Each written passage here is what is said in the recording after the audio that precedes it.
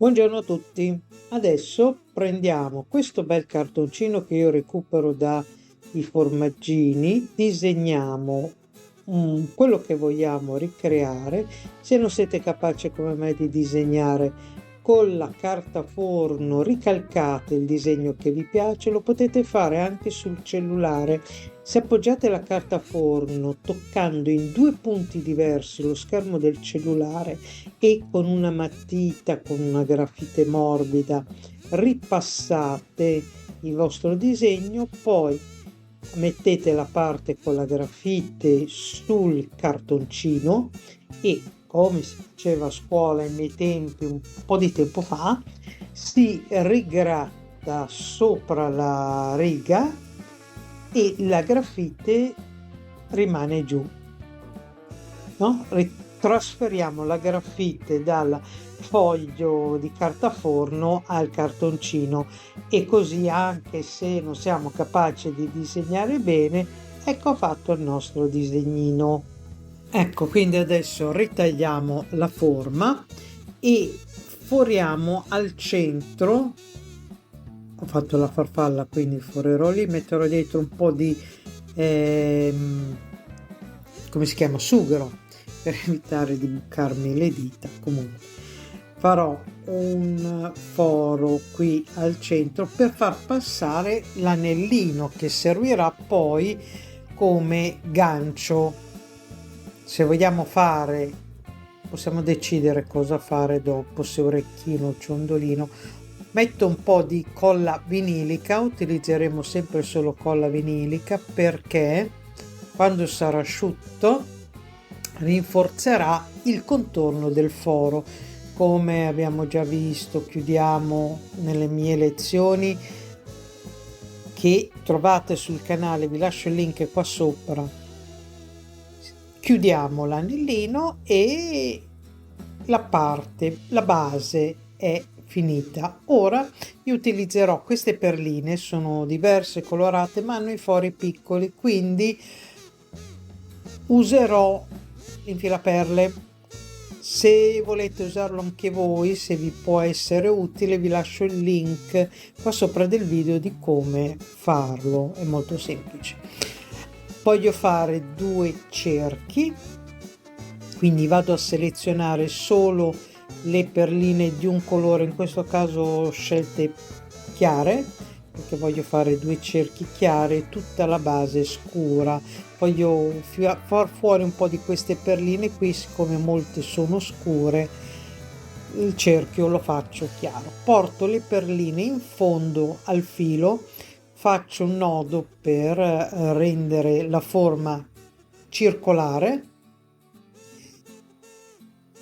così faccio 2 nodi, poi ovviamente taglio i fili che avanzano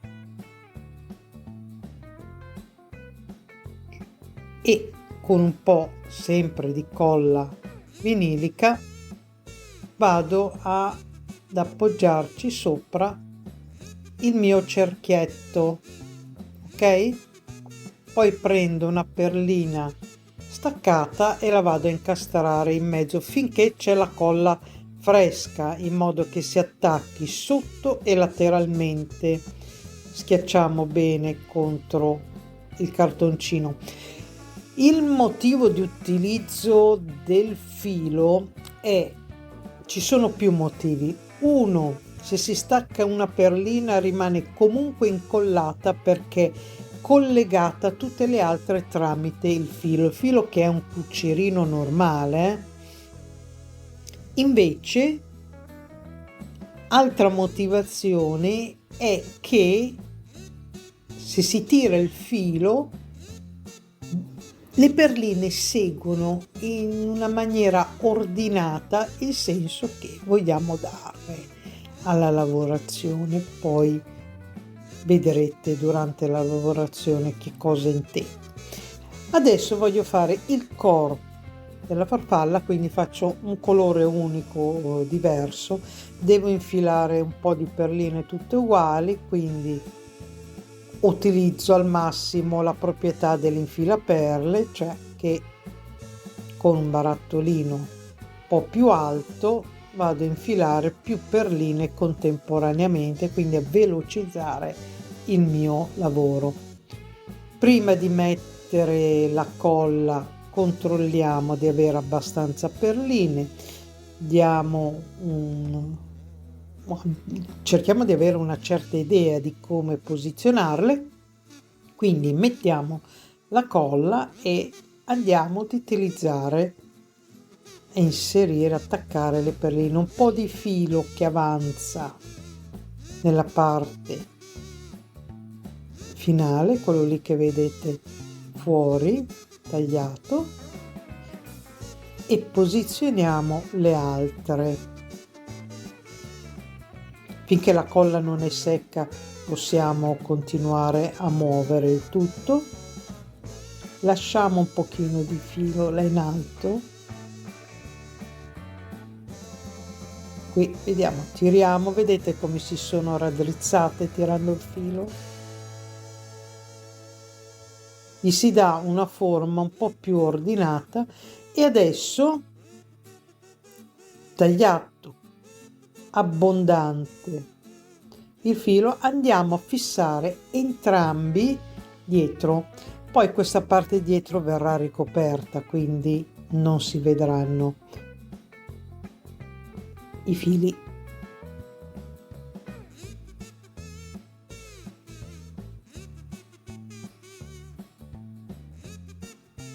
A questo punto le perline che sono avanzate le facciamo uscire dall'altra parte. Potete lavorare con più infilaperle contemporaneamente. Comunque infilo un po' delle mie perline miste. Ho studiato già la forma che volevo dare. Lasciamo una parte iniziale di filo, poi diamo la nostra forma. Voglio fare una cosa del genere, così, e quindi andiamo ad attaccare. Lasciamo del filo bianco e poi andiamo ad attaccare. Guardate, il filo lo faccio passare, filo che è sulla sinistra, lo faccio passare tra le perline, perché poi tac lo vado a infilare dietro, anche quello, a incollarlo dietro e non si vedrà. Qui continuo con le perline che ho infilato.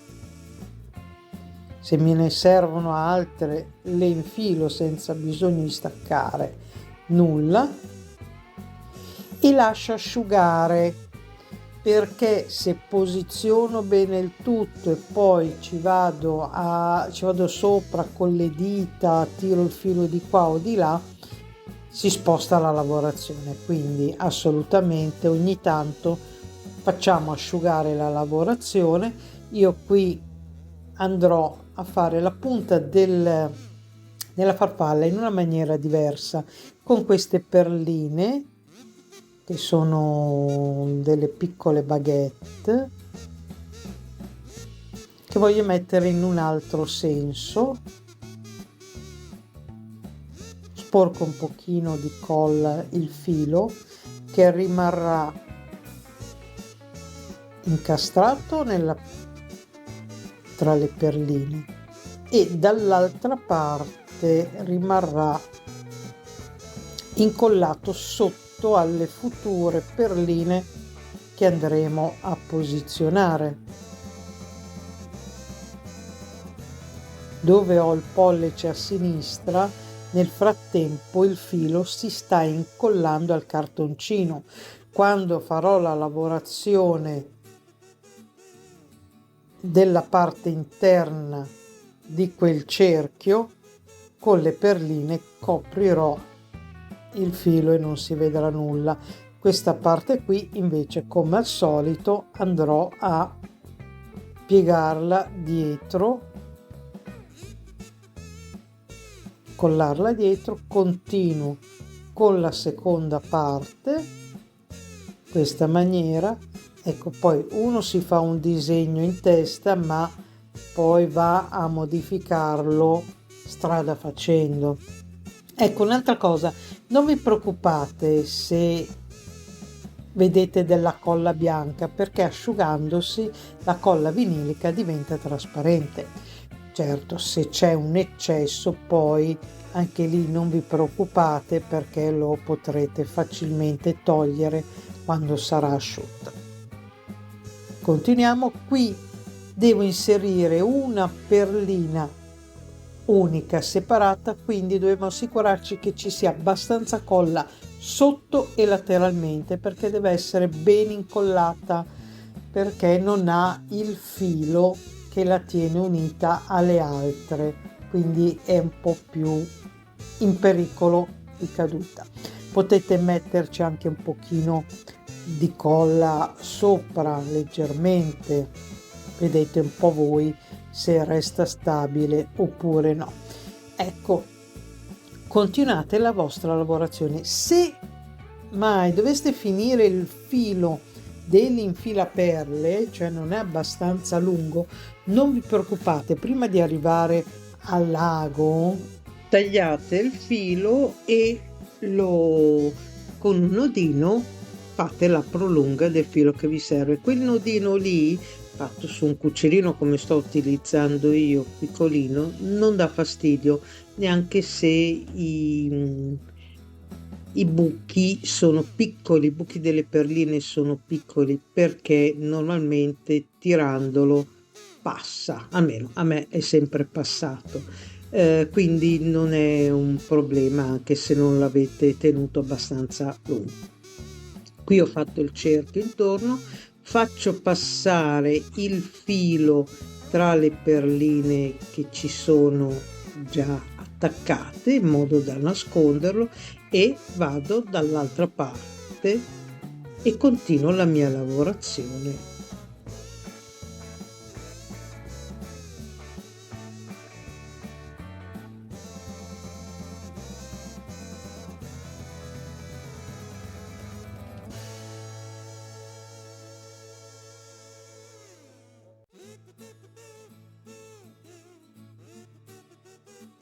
Vedete? Tirando si sistema tutto, poi ricordiamoci sempre di schiacciare verso il cartoncino.